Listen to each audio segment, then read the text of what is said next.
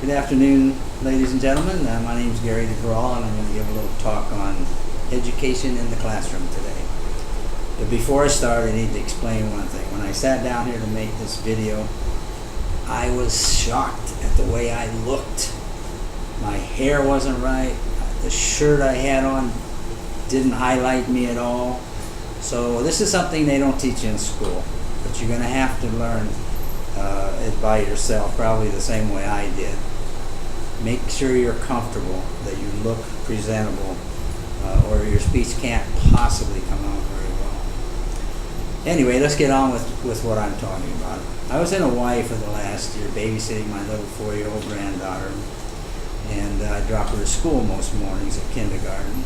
And she'd lay her mini iPad down on the seat and go into the classroom. I'd sign her in, and 20 kids, a teacher, and a substitute teacher would start off the morning with flashcards. What is going on? This is the 21st century. We invented the internet. We invented smartphones. We invented tablets. We invented touch screens.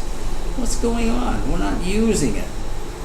We've dropped the ball here, and it's being picked up by other countries like Singapore and Finland and South Korea. They're running with the ball while we're sitting on the sideline wondering where the heck the ball is. We're falling way behind. And when we have things like Common Core standards that every state has to meet, forget it. You need to stop trying to teach these kids one size fits all and let them learn what they're interested in. All of today's billionaires, most of them never finished school. So that's not a prerequisite to success. But every single one of them that I could find and do a little research on followed their dream. They stopped school, they just pursued what they were interested in, and it worked out. So if your kid is a musician and he just loves Beethoven and he can play Beethoven on the clarinet or the cello, and that's his passion, then he doesn't need to know what happened 200 years ago in England. He doesn't need to study Charles Dickens. He doesn't need to know that there was a famine in Russia in 1922. It's immaterial to him. So stop overloading kids with stuff that has no bearing on what they want to learn. Let them have an iPad or a tablet or something, and give them internet access, give them parameters, and let them find everything you want them to find. They'll find it, they'll make a good report. If they need a little math in there, they'll have to get the math, but yet they can get that on there too. I've made lesson plans from YouTube for kindergarten students all the way through high school. Everything you want to know or ever thought you wanted to know is on YouTube. You can learn how to weld metal 2,000 feet below the ocean. There's nothing you can't learn on YouTube. So we don't need to reinvent the wheel here. We got the biggest wheel on the planet. We just need to couple. We need to have the will. We need to get these school boards together and these parents. I know a lot of parents are worried about the morality of the internet, but I'm telling you, your kids got smartphones and tablets now. There are Wi-Fi hotspots all over the planet. If they are not going to do what you want them to do, they're going to do it. If they don't want to follow your rules, they won't.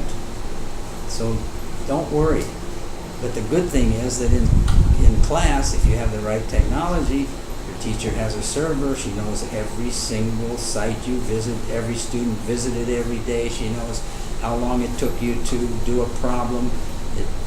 And that's another thing. It doesn't make any difference if it takes you a week to finish one problem. When you finally finish it on your own with a little guidance from your classmates or the teacher, you'll know the answer to that. But don't make kids learn things they're not interested in. You're just cluttering up their brain with a bunch of garbage. So stop Common Core standards.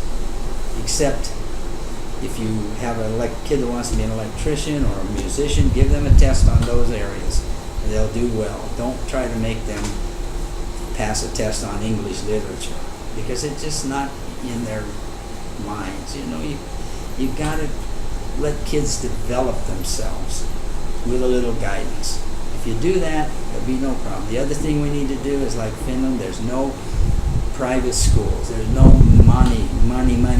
There's no greed in the whole system. Every kid in every school is funded by exactly the same amount, which is amazing. We did that in the States 50 years ago. We'd have a whole bunch of geniuses, and our economy would not be where it is today.